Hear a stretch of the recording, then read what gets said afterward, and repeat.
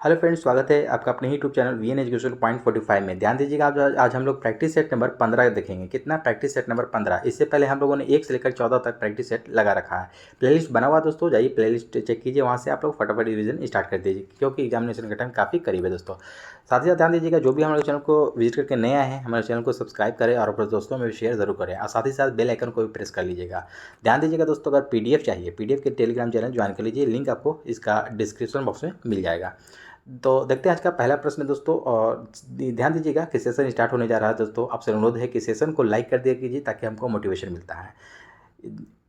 चलते हैं आज का पहला प्रश्न देखते हैं, प्रैक्टिस सेट नंबर 15 का।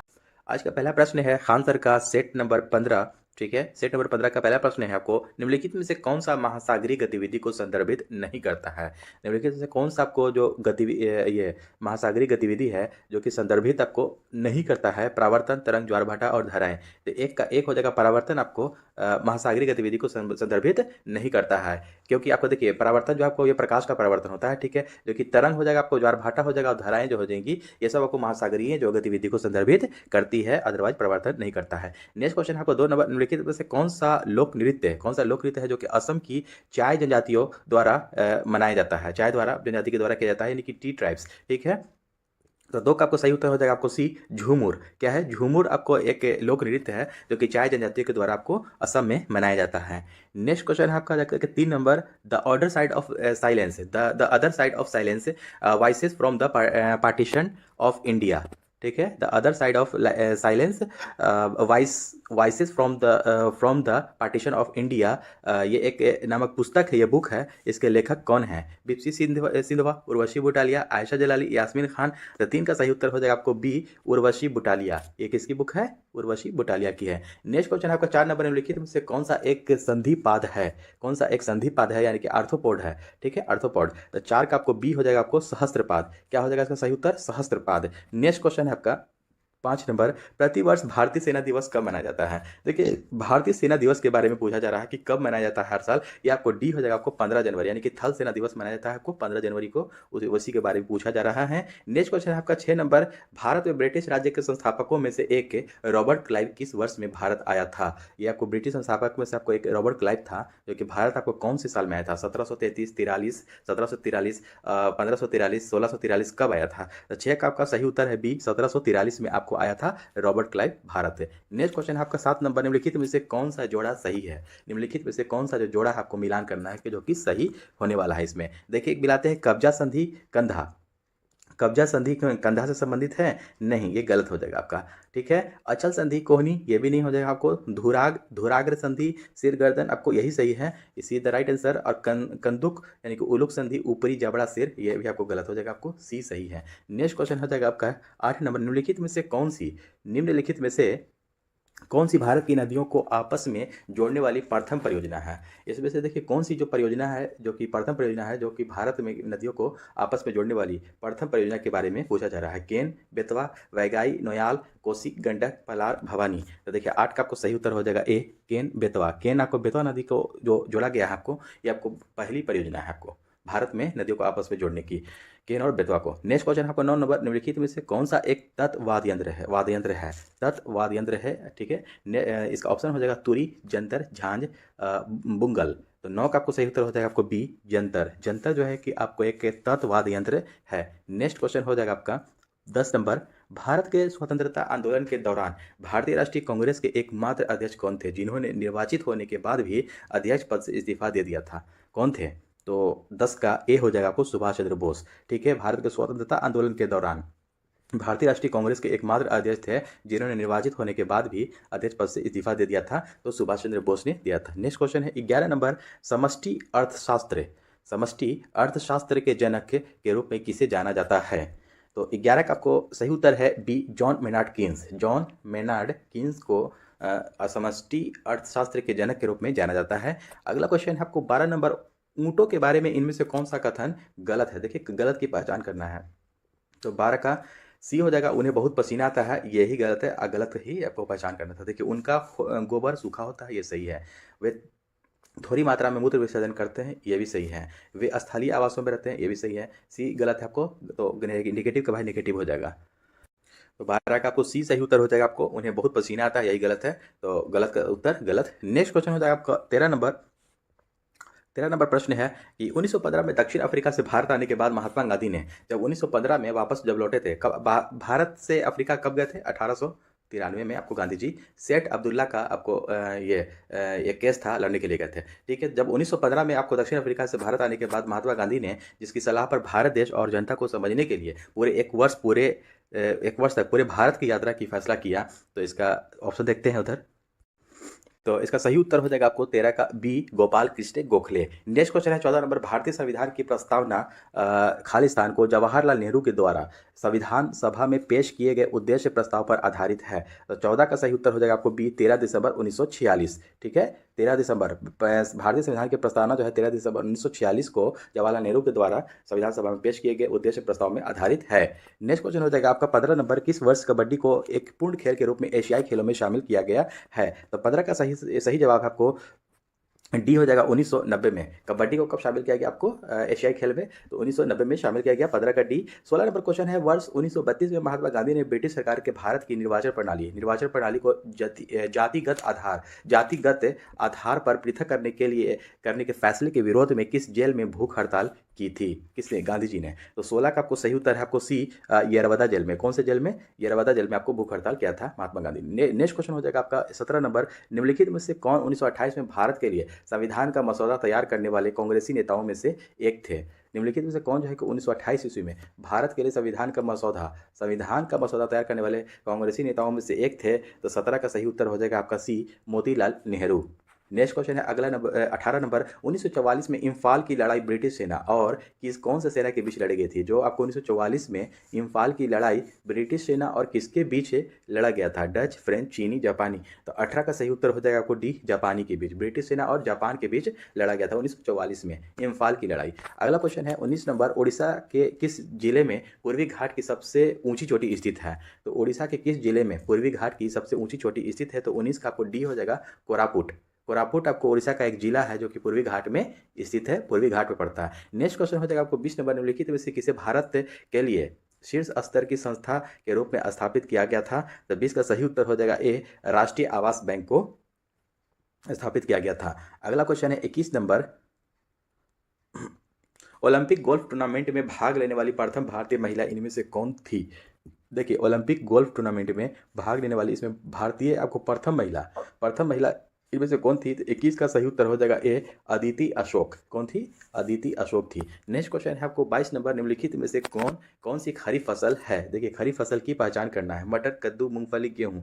तो 22 का आपका क्या हो जाएगा? सी हो जाएगा, मूंगफली जो है कि आपको ये खरीफ फसल है, ये आपको गर्मी के मौसम में बोया जाता है। ठीक है, खरीफ फसल आपको कब से कब बोया जाता है? जून जुलाई में बोया जाता है और अक्टूबर नवंबर में काट लिया जाता है। ठीक है, नेक्स्ट क्वेश्चन है हो जाएगा आपका 23 नंबर, वायुमंडलीय दाब को मापने के लिए निम्नलिखित में से किस वैज्ञानिक उपकरण का उपयोग किया जाता है? देखिए, वायुमंडलीय दाब के बारे में पूछा जा रहा है कि मापने के लिए निम्नलिखित में से किस वैज्ञानिक उपकरण का उपयोग किया जाता है? तो एमीटर, बैरोमीटर, फोटोमीटर, बोलोमीटर। तो आपको बैरोमीटर हो जाएगा, बैरोमीटर से आपको वायुमंडलीय दाब आपको मापा जाता है। अगला क्वेश्चन है 24 नंबर, 1932 में महात्मा गांधी और किसके बीच पूना पैक्ट के पर हस्ताक्षर किए गए थे? देखिए, महात्मा गांधी और किसके बीच पूना पैक्ट पर 1932 में हस्ताक्षर किए गए थे? तो 24 का आपको डी हो जाएगा, भीमराव अंबेडकर। पूना पैक्ट में किसके? महात्मा गांधी और भीमराव अंबेडकर के बीच पूना पैक्ट पर हस्ताक्षर किया गया था। नेक्स्ट क्वेश्चन है आपको 25 नंबर, अपस्मार यानी कि मिर्गी, अपस्मार को ही मिर्गी रोग कहा जाता है, से शरीर का कौन सा अंग प्रभावित होता है? जब आपको अपस्मार यानी कि मिर्गी रोग आपको हो जाएगा तो शरीर का कौन सा अंग प्रभावित होता है? तो ये हो जाएगा ए, मस्तिष्क यानी कि आपका ब्रेन। नेक्स्ट क्वेश्चन हो जाएगा, नेक्स्ट क्वेश्चन आपको 26 नंबर, नर्मदा नदी मध्य प्रदेश में से निकलती है। देखिए, नर्मदा नदी जो है कि एमपी में आपको कहाँ से निकलती है? मांडू की पहाड़ी, अमरकंटक की पहाड़ी, ओंकारेश्वर की पहाड़ी, पंचमढ़ी की पहाड़ी। तो 26 का बी हो जाएगा आपको, अमरकंटक की पहाड़ी से निकलती है। अमरकंटक की पहाड़ी से देखिए दो और नदी निकलती है, एक सोन निकलती है और एक आपको नर्मदा नदी निकलती है। ठीक है, इसको साथ साथ याद रखेंगे कि अमरकंटक की पहाड़ी से नर्मदा और सोन नदी भी वहीं से निकलती है आपको। ठीक है, देखिए, नर्मदा नदी के बारे में पूछा था, नर्मदा और सोन नदी भी निकलती हैं। और नेक्स्ट क्वेश्चन आपको 27 नंबर, भारतीय रिजर्व बैंक ने रुपये के प्रतीक को निम्नलिखित में से किस वर्ष अपनाया? देखिए, भारतीय रिजर्व बैंक ने रुपये के प्रतीक को निम्नलिखित में से किस वर्ष अपनाया? रुपये के प्रतीक को 2008, 2012, 2011, 2010। तो आपका 27 का सही उत्तर हो जाएगा आपको डी, 2010 में अपनाया गया। ये इंपॉर्टेंट है, इसको याद रखेंगे। बीबीआई इसको लगा लें कि भारतीय रिजर्व बैंक जो है आपको आरबीआई जो है तो रुपये के प्रतीक को निम्नलिखित में से किस वर्ष अपनाया? 2010 में अपनाया। नेक्स्ट क्वेश्चन है आपका 28 नंबर, हिल पैलेस संग्रहालय में स्थित है। कहाँ स्थित है? तो हिल पैलेस संग्रहालय आपको 28 का सी हो जाएगा, आपको जम्मू और कश्मीर में स्थित है। अगला क्वेश्चन आपको 29 नंबर, विश्व बैंक के वर्गीकरण के अनुसार जुलाई 2019 तक के उच्च माध्यम आय वाले देशों में प्रति व्यक्ति सकल राष्ट्रीय आय अमेरिकी डॉलर में किसके बीच है? कितना कितना से कितना रेंज में आपको बीच है? तो 29 का आपको ए ही हो जाएगा, आपको $3,996 से आपको $12,735 के बीच। नेक्स्ट क्वेश्चन है आपका 30 नंबर, भारत में पीर बुधान का मेला प्रतिवर्ष कहाँ लगता है? देखिए, भारत में पीर बुधान का मेला कहाँ लगता है हर साल? मध्य प्रदेश, हरियाणा, उत्तर प्रदेश या उत्तराखंड। तो 30 का सही उत्तर हो जाएगा ए, एमपी यानी कि मध्य प्रदेश में लगता है भारत में पीर बुधान का मेला। नेक्स्ट क्वेश्चन है आपको 31 नंबर, भारतीय संविधान के अनुच्छेद 123 है। भारतीय संविधान का जो अनुच्छेद आपको आर्टिकल 123 है, उसके तहत अध्यादेशों की घोषणा करने की शक्ति निम्नलिखित में से किसके पास होती है? 31 का आपको सही उत्तर हो जाएगा बी, भारत के राष्ट्रपति के पास होती है। जो अध्यादेश जो जारी करता है आपको भारत का राष्ट्रपति, अनुच्छेद 123 के तहत। 1, 2, 3, ठीक है।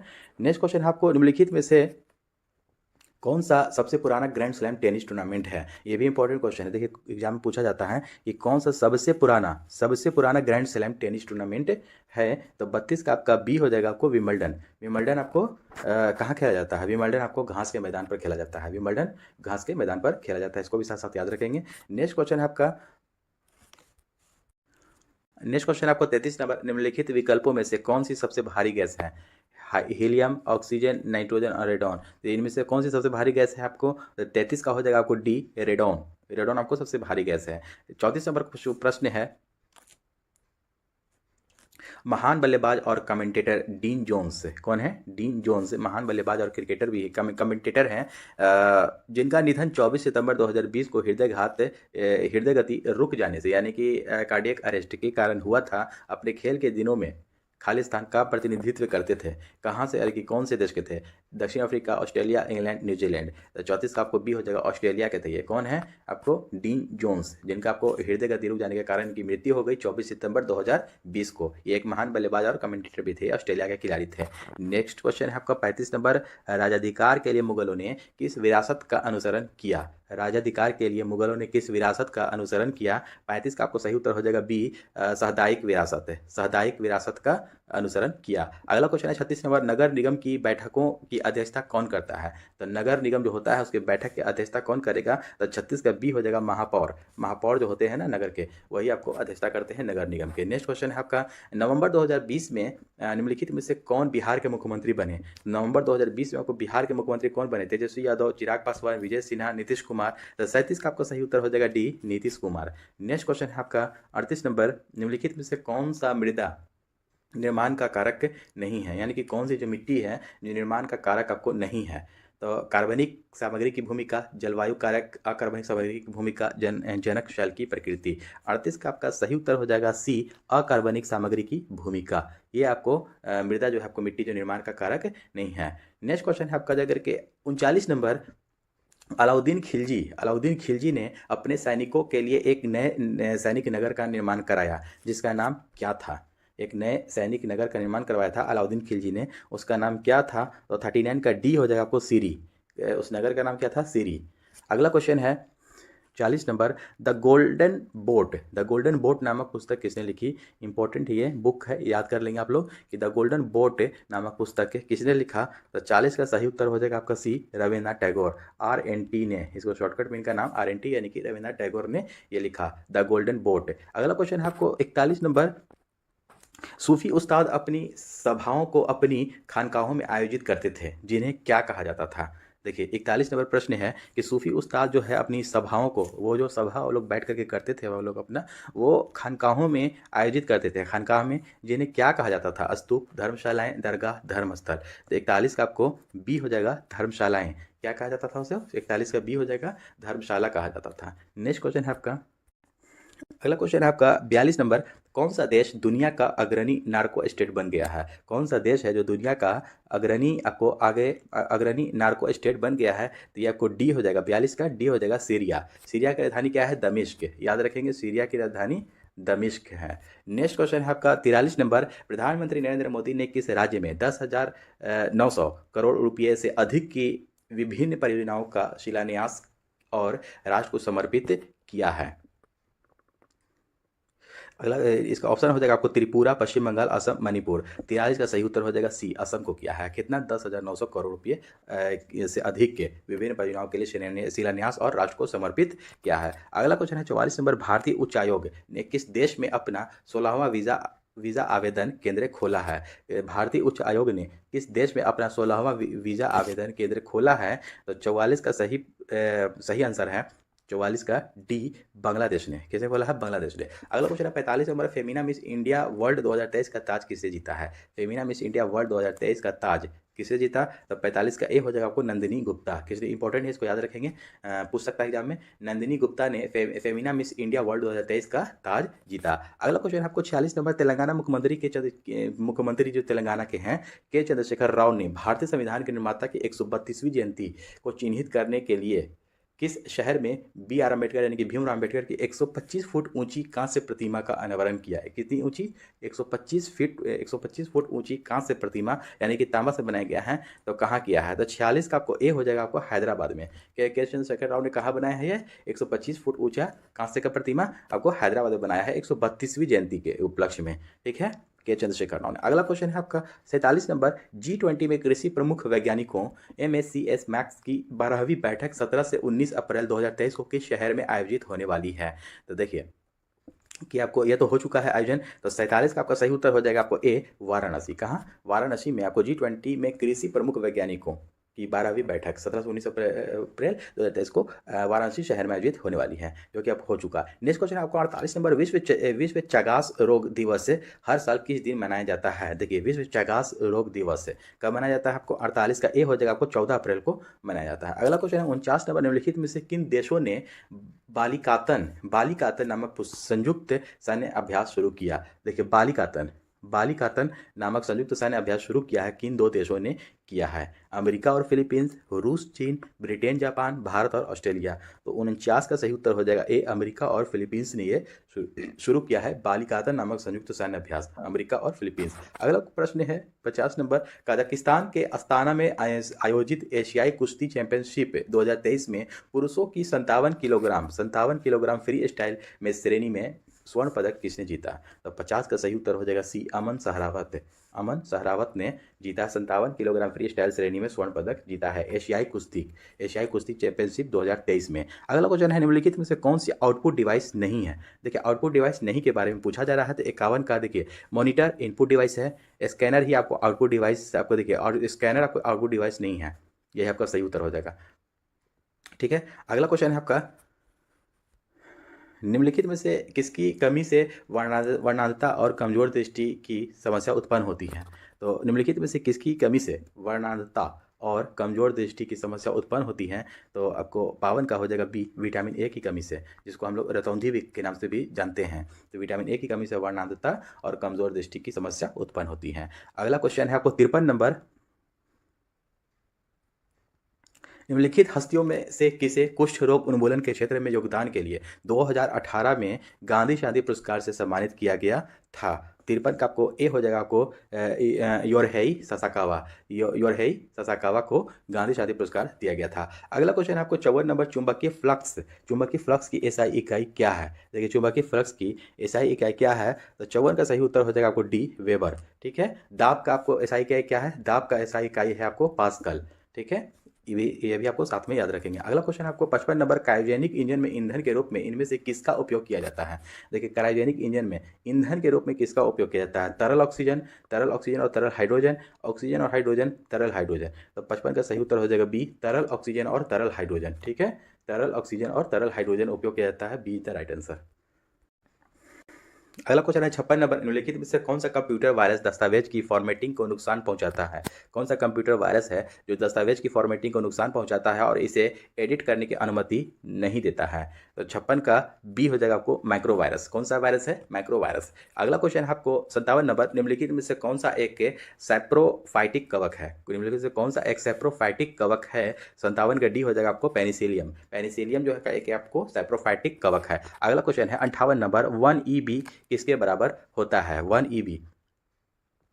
तो 58 का आपको डी हो जाएगा आपको 1024 पीबी के बराबर। 1 EB किसके बराबर होता है? 1024 पीबी के बराबर होता है।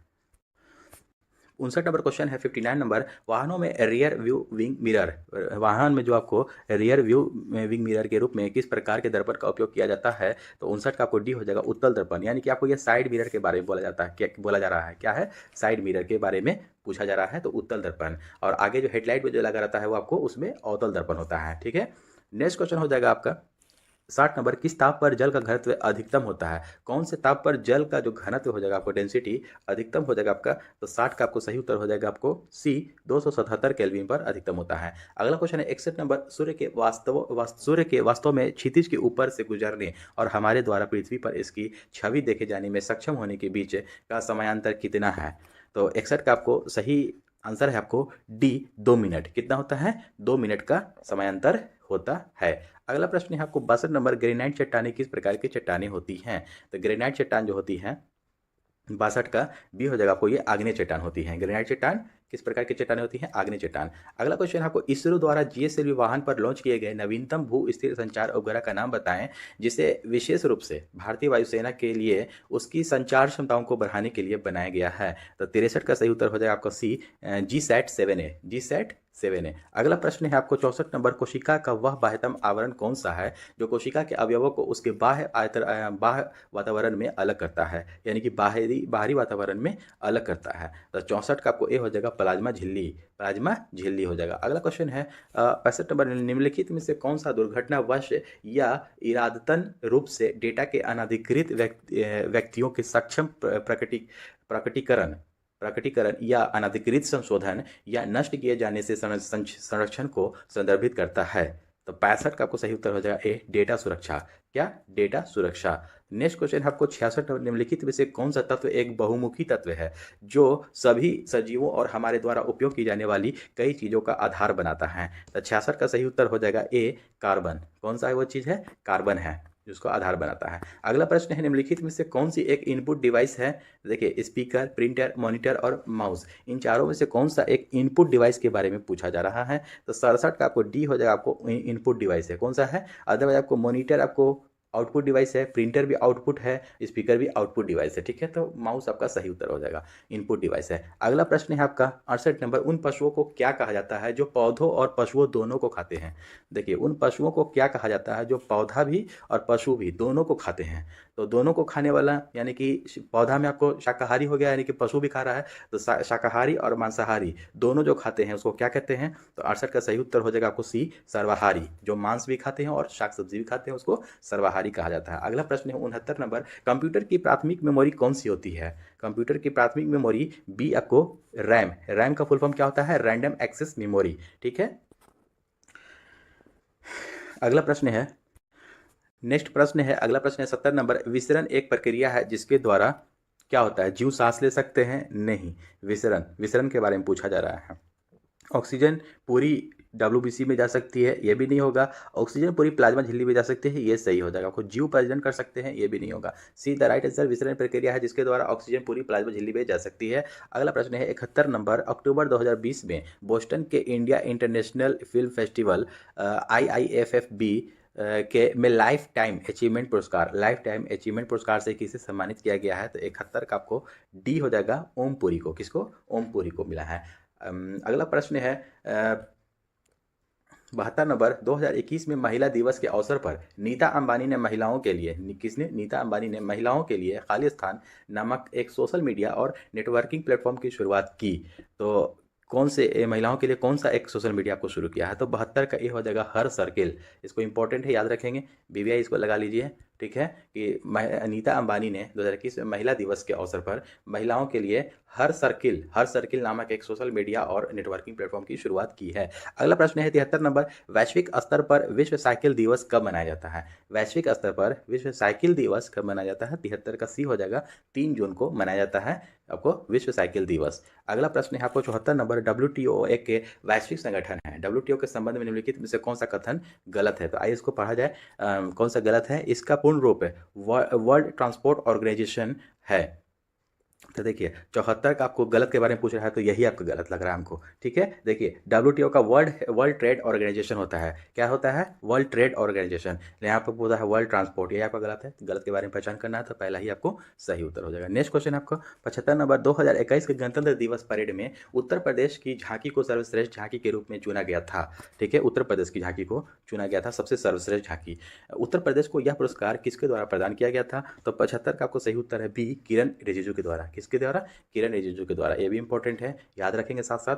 76 नंबर प्रश्न है आपको, भारतीय संविधान के अनुसार निम्नलिखित में से कौन मंत्रिपरिषद का गठन नहीं करते हैं? भारतीय संविधान के अनुसार कौन है जो कि मंत्रिपरिषद का गठन नहीं करते हैं? तो 76 का सही उत्तर हो जाएगा आपको सी, स्थानीय सरकार के मंत्री नहीं करते हैं।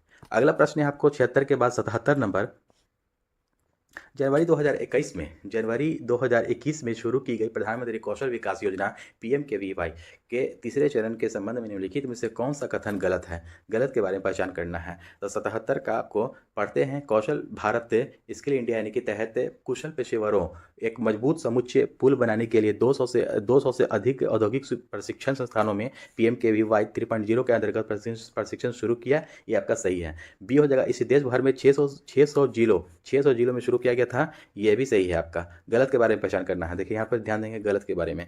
सी पढ़ लेता हूँ। इसे यह कौशल विकास और उद्यमिता मंत्रालय द्वारा संचालित किया गया था, तो आपको ये भी सही है। डी नंबर हो जाएगा ऑप्शन कि इसका लक्ष्य 2020 से 2030 तक की योजना अवधि में 8 लाख उम्मीदवारों को प्रशिक्षण प्रदान करना था। ये आपका गलत है, आपको डी ही आपको इसका सही हो जाएगा। अगला प्रश्न है आपको 78 नंबर, चंद्रयान 2 को 22 जुलाई 2019 को प्रक्षेपित किया गया था। चंद्रयान 2 को कब किया गया था? आपको 22 जुलाई 2019 को प्रक्षेपित किया गया था। इसके संबंध में निम्नलिखित में से कौन सा विकल्प गलत है? गलत के बारे में पहचान करना है। इस मिशन का लक्ष्य चंद्रमा के उत्तरी ध्रुव पर खोज करना था। तो 78 का आपको ए ही आपको गलत है, जो कि यही आपका सही हो जाएगा। 78 का यही गलत है कि इस मिशन का लक्ष्य चंद्रमा के उत्तरी ध्रुव पर खोज करना था। नहीं, उत्तरी ध्रुव नहीं, आपको दक्षिणी ध्रुव पर खोज करना था। यही आपका पकड़ा गया पहला ही, यही आपका सही उत्तर हो जाएगा। नेगेटिव का भाई नेगेटिव है। अगला प्रश्न है 79 नंबर, हमें सकल घरेलू उत्पाद GDP का अवलोकन करते समय केवल तैयार माल के मूल्य पर विचार करना चाहिए। क्यों? क्योंकि बी इसका सही उत्तर हो जाएगा, तैयार माल के मूल्य में पहले से ही मध्यवर्ती माल का मूल्य शामिल होता है। ये आपको राइट आंसर हो जाएगा। नेक्स्ट क्वेश्चन है आपका 82 नंबर, औरंगजेब के संबंध में निम्नलिखित में से कौन सा कथन गलत है? गलत के बारे में पहचान करना है। तो इसको देखते हैं। 80 का आपको क्या हो जाएगा? उसे आलमगीर के नाम से भी जाना जाता है। ये गलत के बारे में पहचान करना है। तो ये आपको गलत नहीं है, ये सही है। आलमगीर के नाम से भी जाना जाता है। सत्ता के लिए अपने संघर्ष में औरंगजेब ने अपने भाई दारा को एक लड़ाई में निर्णायक रूप से हराया और अपने पिता को आगरा में ही अपने महल में नजरबंद किया। यह भी आपका सही है। वह शाहजहां और मुमताज़ का दूसरा पुत्र था। यही आपका गलत हो जाएगा। गलत का भाई गलत है, नेगेटिव का भाई नेगेटिव हो जाएगा। आपको यही सही हो जाएगा। आपको डी नंबर प्रश्न ऑप्शन है कि 18वीं शताब्दी के मध्य में औरंगजेब की मृत्यु के बाद मुगल साम्राज्य का पतन होता चला गया था। ये आपका सही है। तो सी इज द राइट आंसर। अगला प्रश्न है 81 नंबर, चंद्रगुप्त मौर्य कौन? चंद्रगुप्त मौर्य वंश के संस्थापक थे। सही है। भारतीय इतिहास में उनके शासन के बारे में निम्नलिखित में से कौन सा कथन गलत है? गलत के बारे में पहचान करना है। तो 81 का बी हो जाएगा आपका। बैरम खां उनका सबसे अच्छा सहयोगी, संरक्षक और मार्गदर्शक था, जो कि आपको बैरम खां को अकबर महान का को सहयोगी, संरक्षक और मार्गदर्शक था। यही आपका गलत है। तो गलत नेगेटिव का भाई नेगेटिव सही उत्तर हो जाएगा। नेक्स्ट क्वेश्चन है 82 नंबर, महामारी के कारण 2020 में किस ग्रैंड स्लैम टेनिस टूर्नामेंट का आयोजन नहीं हो सका? देखिए महामारी 2020 में जो हुआ था, जो लॉकडाउन लगा था आपको कोरोना की वजह से, इसमें आपको कौन सा ग्रैंड स्लैम जो टेनिस टूर्नामेंट आपको आयोजन नहीं हो सका था? तो 82 का आपको बी हो जाएगा, विम्बलडन आपको जो होता है टूर्नामेंट ग्रैंड स्लैम, वो आपको नहीं हो सका था। अगला प्रश्न है आपका 83 नंबर, जलियांवाला बाग की घटना के संबंध में निम्नलिखित में से कौन सा कथन गलत है? गलत के बारे में पहचान करना है। तो 83 का आपको ए हो जाएगा, जलियांवाला बाग की घटना चौरी चौरा की घटना के बाद हुई थी। नहीं, जलियांवाला बाग देखिए के बाद नहीं हुआ था। जलियांवाला बाग की घटना जो हुई थी आपको चौरी चौरा घटना के बाद हुई थी। कह रहा था चौरी चौरा कब हुआ था? 1920 22 पे हुआ था। ठीक है, तो जलियांवाला बाग तो पहले घटा था, तो गलत हो जाएगा, तो गलत के बारे में पहचान करना, तो यही आपका सही आंसर हो जाएगा। 83 के बाद आपको 84 नंबर क्वेश्चन है आपको, भारतीय स्वतंत्रता संग्राम के संदर्भ में निम्नलिखित में से कौन सा कथन गलत है? गलत के बारे में इसमें भी पहचान करना है आपको, तो 84 का आपका डी हो जाएगा। शेख मुजीबुर रहमान ने भारत के स्वतंत्रता संग्राम में महत्वपूर्ण भूमिका निभाई थी, यही आपका गलत है, आपको यही सही आपको हो जाएगा। नेगेटिव का नेगेटिव। देखिए, सामरिक कमीशन 1928 में बॉम्बे पहुंचा नहीं, हाँ, वो बॉम्बे पहुंचा, ये आपका सही है। भगत सिंह सुखदेव और राजगुरु को मार्च 1931 में फांसी दी गई थी, ये भी सही है, ये भी सही है। आपको 1857 के विद्रोह को पहला स्वतंत्रता संग्राम माना जाता है, आपको ये भी सही है, ये आपका डी गलत है, D is the right answer. Next question है आपका 85 नंबर, और आज का अंतिम प्रश्न है, हैदराबाद के चार मीनार के संबंध में निम्नलिखित में से कौन सा कथन गलत है? तो हैदराबाद के चार मीनार के बारे में के संबंध में पूछा जा रहा है। यह शहर में प्लेग के अंत को चिन्हित करता है। गलत के बारे में देखिए पहचान करना है, तो ये आपका सही है। इसे 1591 में मोहम्मद कुली कुतुब शाह ने बनवाया था, आपको ये भी सही है। मेहराब कमरों की 4 मंजिलों और मेहराबों की दीर्घा को सहारा देते हैं, यही आपका गलत है। गलत नेगेटिव का negative, C is the right answer. D भी पढ़ लेता हूँ, या उत्तर दक्षिण पूर्व और पश्चिम की ओर उन्मुख 4 भव्य मेहराबों पर बनाया गया है, ये आपका सही है, तो सी इज द राइट आंसर। दोस्तों, आई होप कि आज का सेशन अच्छा लगा हो, और अच्छा लगा हो तो हमारे चैनल को सब्सक्राइब करें और अपने दोस्तों में शेयर करना ना भूलें। धन्यवाद।